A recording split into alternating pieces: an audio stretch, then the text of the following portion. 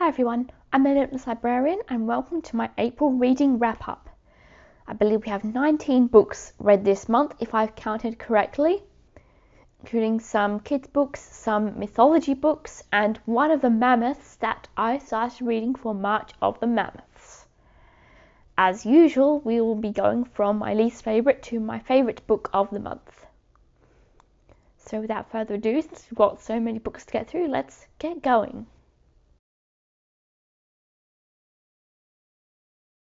So number 19, the worst book of the month, was Anthropology by Dan Rhodes, which is a shame because this cover is really pretty and shiny.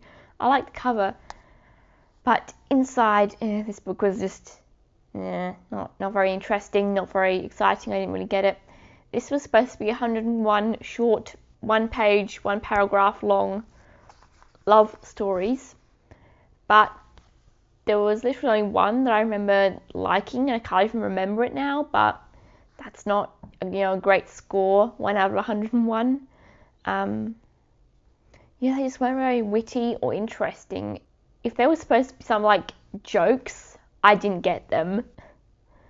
So that's a shame that was a bust, because again, I like the cover, but yeah. Number 18 is The First and Final Voyage by Stephanie Peters.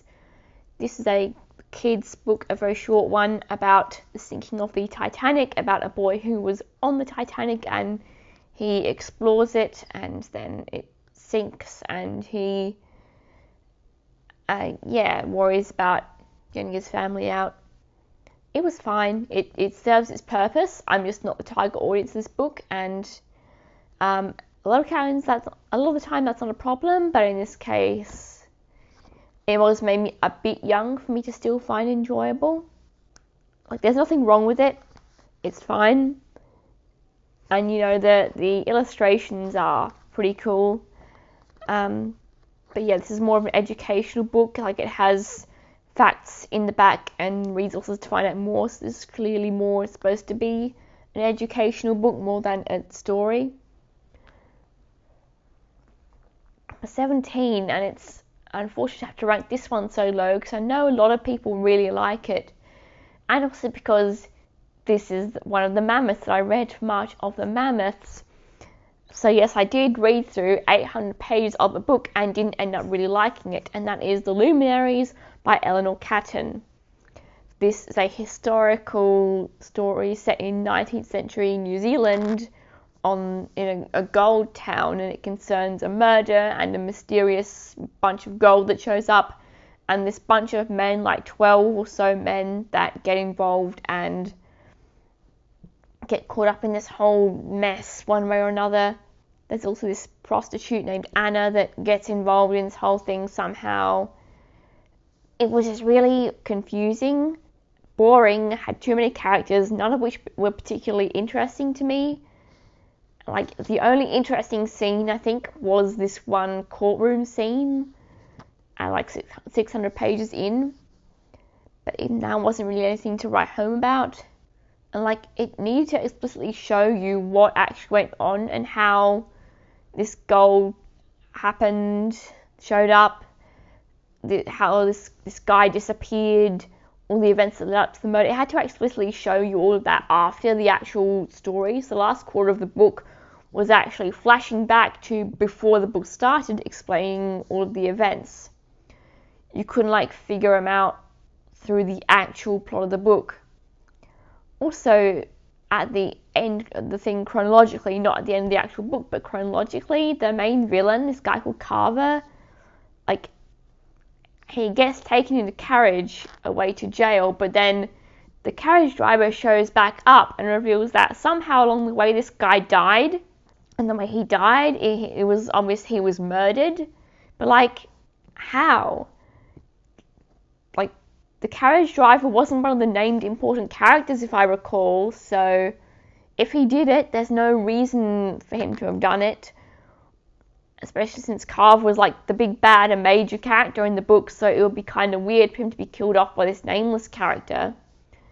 And if someone ordered this hit on him, I don't know who that was or how we were supposed to figure that out.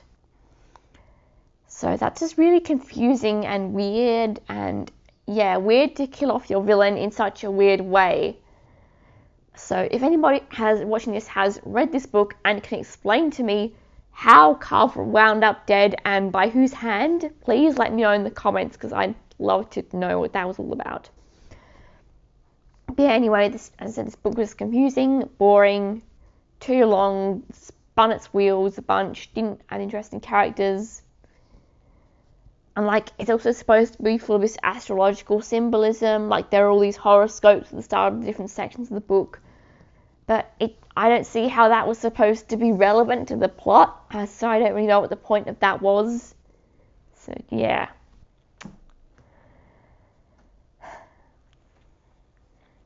Number 16, another disappointing one, is Winter's Gifts by Ben Aronovich. This is a novella in his Rivers of London series, and this one focuses on the character Agent Reynolds, who is an American spy who shows up in some of the books. But maybe because this was told from the perspective of that character, it didn't have the same witty narrative voice that the other books have, being told from Peter's perspective, and it just wasn't very interesting to me. The plot didn't really grab me. The characters didn't really grab me. Yeah, this just wasn't really interesting, and frankly, I don't really know why this book needed to exist. Which is annoying, because this was weirdly expensive, $35 for this small hardcover, because it was new when I bought it, like just released. And because, it's a popular author and series, I guess. So, yeah. Number 15 is The Dag's Dictionary by Richard Glover, which is a dictionary of made-up words that should exist. But I didn't really think they were as witty or creative as I expected them to be. So, yeah. Most of them are just portmanteaus, just two words shoved together and then extrapolate a meaning from that, which is fine. Some of them were really clever, I liked, but nothing particularly memorable, and I kind of was expecting a little bit more creativity in here. Number 14 is How to Rule the World by Andre de Guillaume. I thought this was actually going to be more satirical than it ended up being. It's a non-fiction book about, well, pretty much what it says on the tin. How you rise to power, how you keep it, and how you clamp down on anybody who seeks to take it from you. And it was very, very blunt. And it cited a lot of, famous leaders throughout history, good and bad, and how you can learn from them and follow their examples. Some points I think were a bit more satirical than others, but yeah. So it wasn't quite what I expected going in, but it was still fine and interesting. I mean, I've read Machiavelli's Prince, so yeah. So yeah, that was that one. It was fine, but yeah, not what I was expecting going in, but still enjoyed it. Number 13 is Wrecking Ball by Jeff Kinney. This is Diary of a Wimpy Kid, book 14. And this is definitely one of the better Diary of a Wimpy Kid books. It's got a more memorable plot and premise than the other ones. The idea is that the Heffley's house is being renovated after they came into some money, and it is with all the shenanigans that result from that, how the new addition would be used, all the things that go wrong, and that was just a good Wimpy Kid book. I enjoyed it. It was more memorable than some of the other ones. Number 12 is 50 Mathematical Puzzles and Oddities by Nicholas E. Scripture. This is exactly what it says on the tin. 50 little mathematical things, tidbits, facts, tricks, etc. And yeah, it was good. It was fine. One quirky thing about this book is that it's so old that it was written before Fermat's last theorem was proved in like the 1990s. So this is a really, really old book. Smells musty too, so but yeah, because it mentioned Fermat's last theorem and how you could be the one to prove it and win mathematical fame and glory and Well, it's already been proven, so this book is a little bit out of date, though I can't hold that against it. Who knows, maybe the guy who did prove Fermat's last theorem had read this book beforehand, and that was what inspired him to do it. Who knows? So yeah, that was kind of funny. Number 11 is The Tyrant's Tomb, Trials of Apollo, Book 4 by Rick Riordan. So I finished off this series this month. So books 3 and book 5 are coming. But this one felt like just kind of fillery, like it just existed to get us from book 3 to where we needed to be at the start of book 5. It was still good and fun, but it didn't leave as much of an impact as those other two because, as I said, it seemed to exist more as a bridge than having any other sort of major plot developments or major character moments like book 3 and book 5 did. So now we're getting into the top 10, and number 10 is The Tower of Nero, which is Trials of Apollo book 5, again by Rick Riordan, which is the last book in the series. And yeah, this was a good book, and I liked it as a finale. It had more stakes. It really showed how threatening Nero was as a villain, because like he was there in the first book, but then he was absent in 2, 3, and 4, because the other two emperors took center stage for those 3 books, and so this really reminded us of why he was the worst of the 3. So yes, it had stakes, and as a finale, yeah, it was fine. It was pretty satisfying as a finale. The one thing was I kind of wish Python had been established as more of a presence throughout the whole series, so that he could have been felt a bit more threatening, given that he was the actual final baddie of the series after Nero. Number 9 is The Iron Man by Ted Hughes. This was a sort of a reread because I'd listened to the audiobook, but this is a kid's book about a mysterious giant robot that is discovered, and he eats cars and metal, so people don't really know what to do with him. They think he's bad, and so they try to trap him, but then one kid approaches him and figures out what he's all about, and then the robot ends up saving the world. And this book is the basis for the movie The Iron Giant, which I have not seen but has a lot of fans. I also appreciated being able to see the illustrations this time, because in the audiobook format obviously you don't get to see those. So that was nice. And it also has a little message, a bit of a subtle message, but a message nonetheless about war and the folly of it, and just wanting to make the world better overall, since that was what drew the real bad guy of this book to Earth to begin with. Number 8 is A Bear Called Paddington by Michael Bond, which is the first Paddington Bear book. And hopefully you know who Paddington Bear is. There are 2 movies, 3 TV shows, a whole lot. It's a really charming, adorable, feel-good little book about a bear who comes from Peru and goes to England and gets named Paddington and lives with his family called the Browns and gets up to shenanigans, has adventures, and yeah, it's just a really cozy book. I'd highly recommend the original 1970s TV show that has a Paddington Bear puppet on these white backgrounds. You should definitely watch that on YouTube if you have the chance. It's based on the Paddington Bear books. They're only 5-minute episodes, so yeah, I'd recommend checking that out as well. Number 7 is Little Match Girl Strikes Back by Emma Carroll, and I've done a review of this one, so I'll pop a link to that in the description.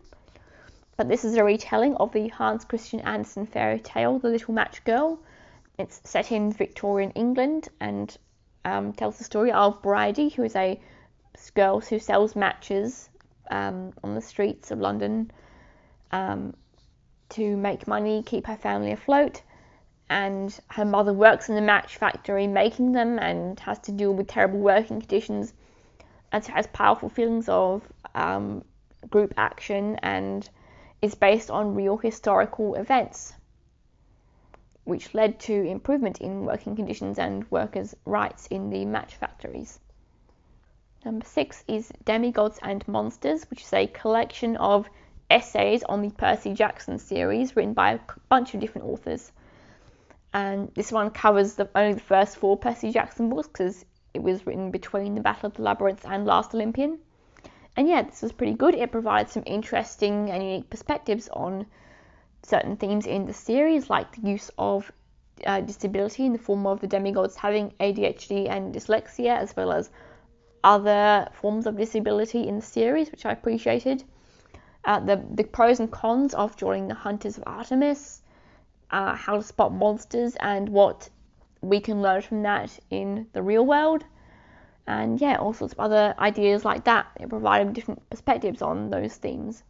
So yeah, it was pretty good. I don't think I really have a favourite essay from here particularly, but yeah, I recommend this for every Percy Jackson fan. Number 5 is Dorothy Must Die Stories Volume 2 by Danielle Page. This is a collection of prequel novellas to her series Dorothy Must Die, which is based on The Wizard of Oz, where basically Dorothy came back to Oz and became an evil tyrant, took over Oz and caused all these evil shenanigans. And so now a new girl from Kansas named Amy has to save the world and assassinate evil Dorothy. And so this set of novellas shows some of the events leading up to all that, specifically how the Scarecrow, Tin Man, and Lion ended up falling to the dark side, as it were. And I forgot how dark this series was till I read these. But yeah, I really enjoyed them. I think the first one, which was about the Tin Man, did the best job of showing how he fell from grace. I was really interested to know about the Scarecrow and learn how he ended up the way he did, and yeah, it made sense. But I wish there was a little more bridging from his original character to him doing some of the stuff that he does in the main series.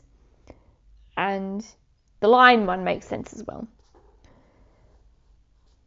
So yeah, I really enjoyed these, and it was also, heartbreaking to see, these lovely, jolly characters, turn the way they did and go bad.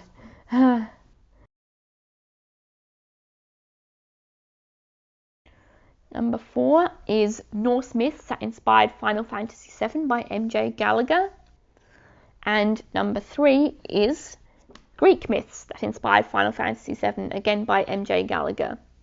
These two are both unofficial books. They're not written by anyone who makes the Final Fantasy games, but they are delve into the mythology that appears in the Final Fantasy VII compilation. So the original game, the remake, the movie, the prequel games, all that stuff. And so being a mythology fan and also a Final Fantasy VII fan, yeah, I really enjoyed these. They were definitely very interesting and gave some cool new perspectives on both mythology and the Final Fantasy games. I rank the Greek one higher because I'm more interested in Greek mythology. Although I do think the Norse one makes a stronger case for the parallels. I mean, 2 of the places in Final Fantasy VII are called Midgar, aka Midgard from Norse mythology, and Nibelheim, aka the Norse realm Niflheim. So it's a bit more obvious that it feels more like it was inspired more by Norse than Greek. In both books, there were definitely some things that I think, some parallels, some connections that I think might have been a bit of a stretch. There might be coincidences, or I don't think they're really intentional. I think they're a bit of a stretch to make. But these books were still really fun and interesting, and they do a good job of explaining both the myths and the context within Final Fantasy VII and then linking them together. So the author is very good at explaining everything in a clear and concise way, especially in the cases of the Final Fantasy VII media or the Greek myths that you might not have quite caught up on. So yeah, I definitely recommend these for anyone who is a fan of Final Fantasy VII, especially if, like me, you are also a big mythology buff. Number 2 is Camp Jupiter Classified by Rick Riordan. This is a short side story set at Camp Jupiter, focusing on a new camper solving a mystery of shenanigans and things that go wrong at the camp. So it's not really mandatory reading, but it's a nice little bite-sized adventure set in that world. So yeah, honestly, not much else to say about it. It was just a really fun little treat. It's technically, according to Goodreads, it's a Trials of Apollo book because it's set, or it's written between two of the Trials of Apollo books, but you don't have to have read the Trials of Apollo series to read this. It is in Camp Jupiter, so you should read Heroes of Olympus series before reading this, but yeah, aside from that. And number one, the best book I read in April was The Burning Maze by Rick Riordan, which was Trials of Apollo book 3. So yeah, obviously the best book of that series by far. It took me a while to get back into the series. I read book 2 in 2021, so I didn't get back to it from then until now, because the first 2 books are a bit weird, although book 2 was better than book 1. But yeah, book 3 really got me back into the series well and truly. Definitely redeemed it. A lot of good plot moments. Some very sad things happen in this book, but I don't want to spoil anything. But yeah, I really like the sort of setup of this book, the particular quest that this book is focused on, the situation of the city burning because of the labyrinth beneath it, and I don't really want to spoil anything about who or what is behind that. But we see a lot of the nature spirits, we learn about Meg and her history, and it all feels like it all wraps itself up really nicely. It's definitely the most self-contained book in the series. So yes, that was the best book of the month. So thank you for watching my April reading wrap up. Let me know what was the best book you read this month down in the comments below. If you liked the video, please like and subscribe to my channel for more book content.